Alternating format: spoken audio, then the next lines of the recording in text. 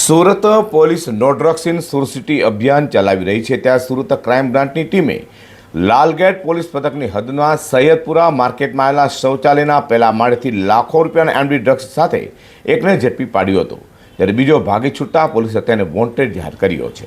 Surat police commissioner Anupamsingh Gehlot તથા joint police commissioner crime Raghvendra Vasta અને નાયબ પોલીસ કમિશનર ક્રાઇમ બ્રાન્ચ તથા આસિસ્ટન્ટ પોલીસ કમિશનર ક્રાઇમ બ્રાન્ચની સૂચના લઈને સુરત ક્રાઇમ બ્રાન્ચની અલગ અલગ ટીમો નો ડ્રગ્સ ઇન સુરત સિટી અભિયાન ચલાવી રહી છે। ત્યાં સુરત ક્રાઇમ બ્રાન્ચના પીઆઈ એસએન પરમાની ટીમે બાતમીના આધારે સૈયદપુરા માર્કેટ ખાતેના સુરત મહાનગરપાલિકાના પેન્ડ યુઝ ટોયલેટના પહેલા માળે આવેલા પેસેજમાંથી શાહપુર તાંતવાડા પાસેના ફેશન સ્ટ્રીટમાં રહેતા આરોપી અરબાઝ ઉર્ફે 52 ઇસ્માઇલ શેખને ઝડપી પાડ્યો હતો।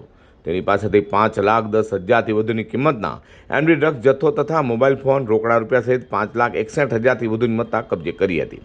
ત્યારે વરિયાઈ બજાર મિર્જાસામી રોડ પર રહેતો આરોપી આદિલ મસાલા ભાગી છૂટતા પોલીસે તેને વોન્ટેડ જાહેર કર્યો છે।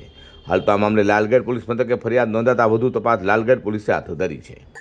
ગતરોજ સૈયદપુરા માર્કેટ પાસે પે એન્ડ યુઝ ટોયલેટ આવેલ છે, એમાં એક અરબાઝ ઉર્ફે 5 ઇસ્માઇલ શેખ જે ડ્રગ્સનું વેચાણ કરે છે એવી બાતમીના આધારે ક્રાઇમ બ્રાન્ચની ટીમે ત્યાં દરોડો પાડી અને 51.040 ગ્રામ ડ્રગ્સ કુલ કિંમત 5,10,400 રૂપિયાનું પકડી પાડેલ છે, જેમાં એક આરોપી અરબાઝ ઉર્ફે 5 ઇસ્માઇલ શેખ તંતાવાડ લાલગેટનો રહેવાસી છે, એને પકડી પાડવામાં આવેલ છે।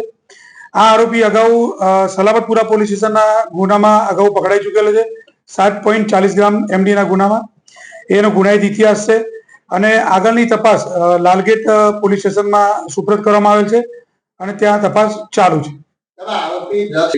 આરોપી 10 ધોરણ પાસ છે અને એની પાસે કોઈ કામ ધંધો નહોતો, એટલે 31 ડિસેમ્બરની અનુસંધાને એ ડ્રગ્સ વેચી અને જે પૈસા મળે એમાંથી મોજ મજા કરવાની ગણતરીના આધાર પર એને ડ્રગ્સ વેચવાનું ચાલુ કરેલ અને બહારથી લાવી અને વેચે છે।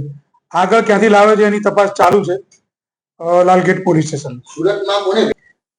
સુરતમાં જે એને ગ્રાહક મળે એ વેચી અને પૈસા લેવાની વાત હતી 31 ડિસેમ્બર અનુસંધાને। ના, એવું કઈ અત્યારે એવું કઈ ધ્યાનમાં આવે નહીં। વધુ ઝડપેલો અરબાઝ અગાઉ પણ એમડી સાથે ઝડપેલો હોવાનું પોલીસ પણ સમક્ષ કબૂલાત કરાય છે, તો તેનો ભાઈ પણ એમડી સાથે ઝડપાતા હાલ જેલમાં હોવાનું પોલીસે જણાવ્યું છે।